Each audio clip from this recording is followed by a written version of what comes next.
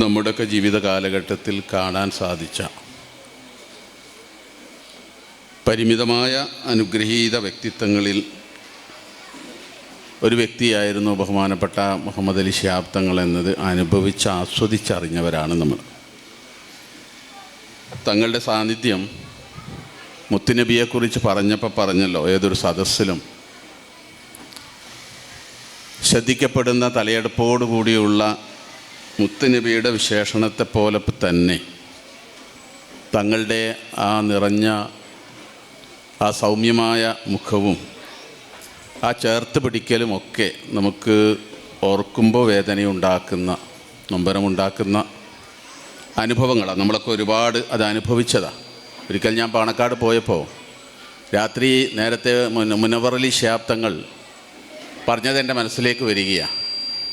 ഒരു 9:45 10 മണി സമയത്താണ്, അന്ന് ഞാൻ SKSFൻ്റെ സെക്രട്ടറി ആയിരിക്കുന്ന സമയത്താണ് ഒരു ടൈം അനുവദിച്ച് തന്നത്. സംഘടനാപരമായ കാര്യങ്ങൾ സംസാരിക്കാൻ വേണ്ടിയായിരുന്നു പോയത്. ആ സമയത്താണ് ഒരു കാറ്, കർണാടക രജിസ്ട്രേഷനുള്ള ഒരു കാറ്, ബൊളോറോ, അന്ന് ബൊളോറോയുടെ കാലഘട്ടം, ഇപ്പോൾ ബൊളോറോ നമുക്ക് കാണാൻ വല്ലാതെ കഴിയില്ല. ആ കാറ് പാണക്കാടിൻ്റെ മുറ്റത്ത് വന്ന് നിൽക്കുന്നത് 10 മണിക്ക്. കാറിൽ നിന്നുകൊണ്ട് ഒരു മല്ലയായ ഒരു സ്ത്രീയെ ബലമായി 2 പേർ പിടിച്ച് കാറിൽ നിന്ന് ഇറക്കി പാണക്കാട് കോലായിലേക്ക് കൊണ്ടുപോവുക. ഈ സ്ത്രീ എന്തോ വിളിച്ചു പറയുന്നുണ്ട്. ഇംഗ്ലീഷ് ഭാഷയിലും അതോടൊപ്പം തന്നെ കന്നഡ ഭാഷയിലുമാണ് ഈ സ്ത്രീ വിളിച്ചു പറയുന്നത്.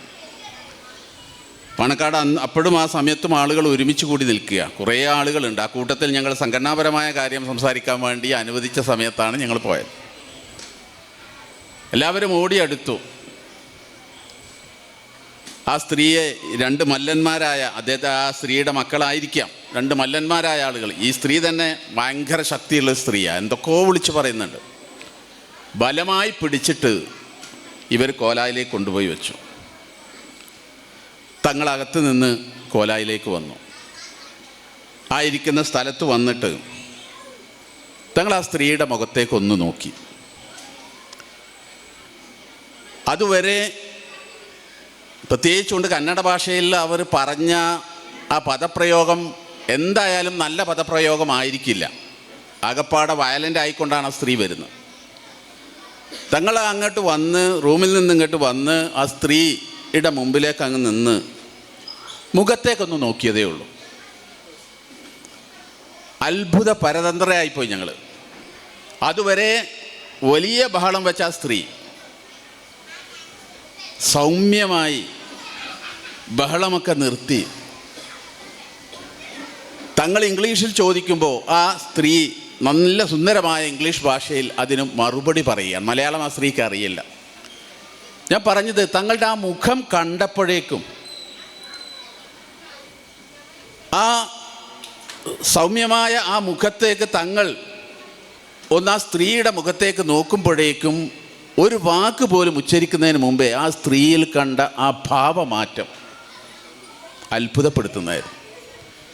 തങ്ങളുടെ ഓരോ നോട്ടവും ആ ചേർത്ത് പിടിക്കലുമൊക്കെയാണ് നമ്മുടെ ഓർമ്മകളിൽ ഇന്നുമുള്ളത്.